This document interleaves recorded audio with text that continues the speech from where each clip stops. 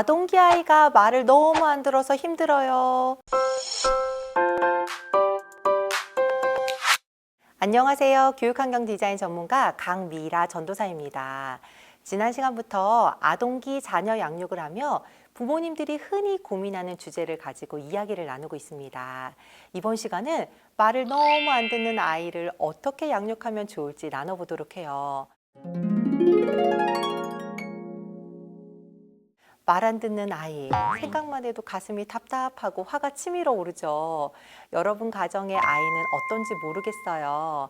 아이의 성향에 따라 다를 수 있지만 어떨 때는 아이가 유독 말을 안 들어서 힘들 수 있습니다.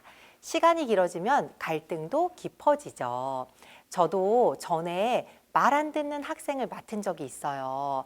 당시 그 아이가 초등학교 2학년이었는데 저를 포함한 선생님들이 그 아이 때문에 애를 많이 먹었습니다. 그 아이를 생각하면 뺀질뺀질 미꾸라지 같은 말이 생각날 정도였어요. 얼마나 말을 안 듣는지 그 아이는 자주 오래도록 예배실 문 밖에서 저와 대화를 했습니다. 나중에는 아이를 붙잡고 거의 애원하는 지경까지 이르렀어요. 저는 부모가 아니었기에 혼을 낼 수 있는 상황은 아니었거든요. 그런데도 끓어오르는 화를 꾹꾹 참아야 할 때가 많았어요. 폭발 직전까지 가기도 하고요. 그러니 실제 그 아이 부모님은 어떠셨겠어요? 아이가 친 사고로 사과하러 다니기 일수인 부모님은 지쳐 보일 때도 있고 화가 잔뜩 난 듯 보일 때도 있었어요. 직간접 경험으로 말 잘 안 듣는 아이를 키우는 게 얼마나 힘든 일인지 압니다. 그래도 우리가 잊지 말아야 하는 것은 이 아이도 하나님께서 주신 소중한 자녀라는 사실이에요. 10손가락 깨물어 안 아픈 손가락 없다고 하지만 더 아프고 덜 아픈 손가락은 있더라고요. 아이가 말을 너무 안 들으면 부모님도 모르게 아이를 외면하거나 무시하게 될 수 있어요. 부모님도 사람이니까요. 감정이 쌓여 부정적인 반응으로 표출하는 거죠. 그때 기억하세요. 이 아이가 하나님의 소중한 자녀라는 것을요. 그러기 위해 몇 가지 알아야 할 것이 있습니다. 먼저 아이의 태도와 아이 자체를 분리하셔야 해요. 아이가 말을 안 듣는 태도는 분명히 잘못된 것입니다. 부모님을 지치게 하거나 화가 나게 하는 것이죠. 그렇다고 아이의 존재가 잘못되었다고 하면 안 됩니다. 나타난 문제가 되는 태도와 아이를 분리할 줄 알아야 훈육을 할 수 있습니다. 두 번째는 아이가 왜 말을 안 듣는지 살펴보세요. 말을 안 듣는 이유는 반드시 있습니다. 장난치는 것을 좋아해서 말을 안 들을 때 부모님의 당황하는 반응을 재밌어하는 경우도 있고요. 이때는 단호하게 대처하셔야 해요. 아이의 계략에 말려드시면 안 됩니다. 아이들은 여러분이 생각하는 것보다 훨씬 영악합니다. 아무리 어린아이라도 이미 죄인인 것을 기억하시고 말을 안 듣는 행동의 흐름을 끊어주시는 게 좋아요. 반대로 부모님의 말이 들을 수 없을 정도로 어려운 경우도 있어요. 예를 들어 너무 짧은 시간 안에 많은 공부를 하라고 한다거나 너무 긴 시간 동안 한 가지 일만 하라고 하면 아이는 점점 말을 들을 수가 없게 됩니다. 이게 습관으로 자리 잡으면 자기도 모르게 뺀질거리는 아이가 되죠. 어떤 경우는 부모님의 관심을 끌기 위해 일부러 말을 안 듣기도 해요. 말을 안 들으면 그때 부모님이 자기를 집중해서 봐주니까요. 참 슬픈 경우죠. 제가 가르쳤던 학생은 아빠가 엄하시고 엄마는 허용적인 경우였어요. 엄한 아빠가 항상 무리한 것을 요구하니 들을 수가 없어서 피하고 엄마는 아이가 사고 친 것을 대신 해결해 주시니 아이가 말을 듣는 훈련을 제대로 받지 못한 경우였어요. 실제 제가 훈육을 할 때도 눈을 피하거나 피식 웃거나 딴청을 피우곤 했죠. 혼날 때만 잘 버티면 또 마음대로 할 수 있으니까요.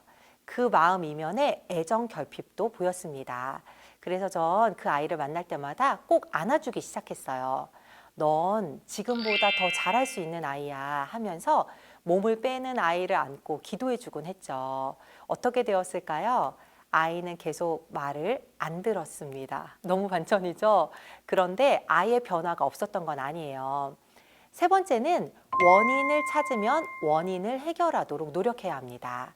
성령님께서 지혜와 힘을 주실 거예요. 그렇지만 실제 아이를 위로하고 사랑해 주는 것은 부모님을 통해서 해야 합니다. 제가 아이를 안아주고 기도해 줄 때는 변화가 없었어요. 저는 이 문제를 어떻게 해야 할지 기도하다가 그 아이 어머니와 이야기를 나눴습니다. 아주 조심스럽게 접근했어요. 제가 먼저 요청한 경우여서 혹시 마음이 상하지 않을까 기도하며 준비했습니다. 다행히 어머니가 잘 받아들이셨어요. 남편과 이야기한 후에 노력해 보시겠다고 약속하셨고요. 그 후로도 아이에게 별다른 변화를 찾지 못했습니다. 그러나 시간이 지나자 아이의 행동이 눈에 띄게 차분해졌어요. 물론 자연스럽게 아이가 나이가 든 것도 영향이 있었을 거예요. 그러나 저는 부모님의 노력이 큰 영향을 미쳤다고 믿습니다. 네 번째는 아이가 순종할 수 있도록 훈련해야 합니다. 아이의 마음을 만져주었다면 상황에 따라 해야 하는 적절한 행동에 대한 훈련이 동반되어야 합니다. 아동기를 놓치면 청소년기에는 훈련을 할 수가 없어요. 이미 너무 많이 컸으니까요. 반드시 아동기를 놓치지 마시고 아이가 말을 듣는 훈련을 하세요. 여기에서 말을 듣는다는 것은 부모가 권위적으로 무조건 하라는 대로 아이가 해야 하는 것은 아닙니다. 수업 시간이나 예배 시간에는 다른 사람들에게 방해되지 않게 제자리에 앉아 경청하는 태도를 보이는 것, 아는 어른을 만나면 인사를 하는 것, 친구와 사이좋게 지내는 것, 부모님이 지시하는 말씀에 기쁘게 반응하는 것 등에 대한 것이에요. 사무엘상 15장 22절에서 사무엘이 불순종한 사울왕에게 순종이 제사보다 낫다라고 말씀합니다. 현대로 말하면 예배 드리는 것보다 하나님 말씀에 순종하는 것이 더 낫다는 말씀입니다. 그만큼 중요하다는 뜻이죠. 우리 사랑하는 자녀가 순종하는 복을 누릴 수 있도록 도와주세요.